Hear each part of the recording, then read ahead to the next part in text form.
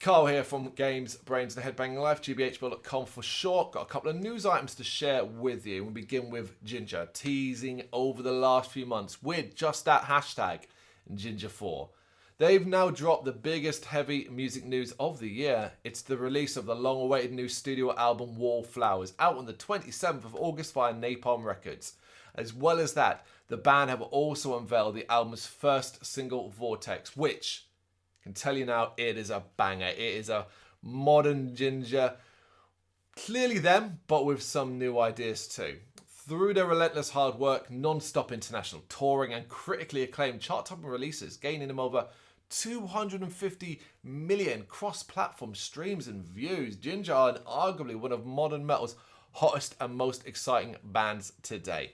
The band have become synonymous with doing things their own way and breaking every rule in the heavy metal handbook, which is loudly evident on their highly anticipated fourth studio album and the successor to the groundbreaking Macro. Bassist Eugene comments, "Growing creatively has always been a major goal for us. The day Jinjer stops reaching for a new musical horizon will be our last day as a band. We could have churned out what our peers expected us to do or produce Pisces clones without end, but we've never done that and we never will. Instead, we wrote an album whose level of emotions range from the fiercest aggression we've ever had to the most intricate melodies and melancholic vibes you could ever get from our music. We decided to rip apart all possible stylistic boundaries without regard to financial success or competing with our previous albums.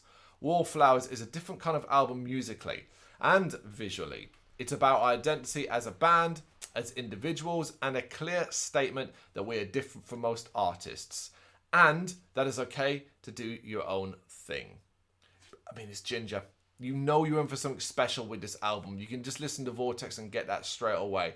I can't wait. They're not a band I've always been on board with, but I'm so excited to kind of see them rise, basically. These are a band that is rising through the ranks, and, you know, many years down the line, wouldn't be surprised to see them headlining.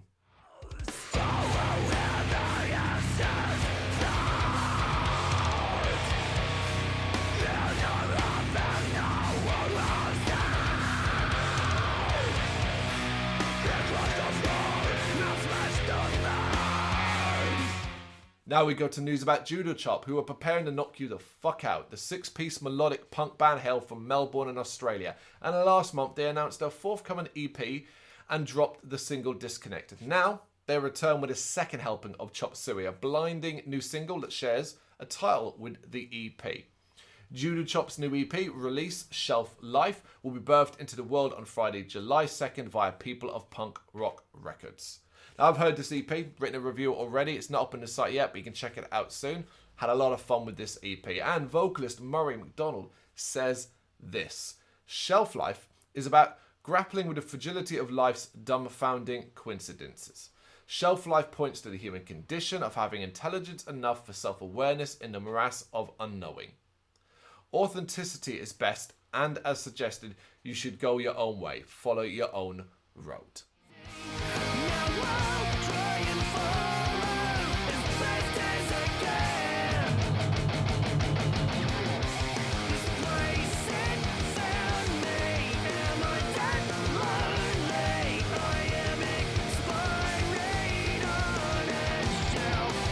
Lastly, Shadows Fall news. I wanted to include this news item because it has been a long time since I've heard anything about Shadows Fall and listened to any of their music. It was something I grew up on, so seeing this, I kind of had to include it here.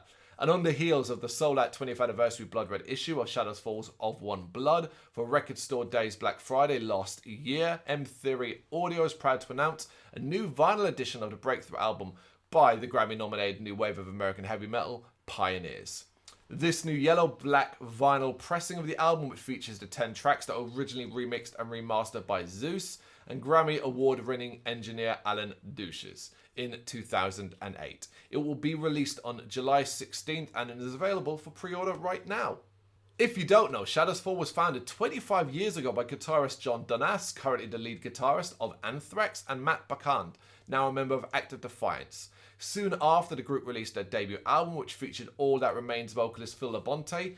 In 1997, Brian Fair was recruited to be the group's new frontman, and after a year's worth of live shows together, the band entered Planet Z Studios in Massachusetts with producer Zeus to record what would become a seminal album in the burgeoning new wave of American heavy metal movement.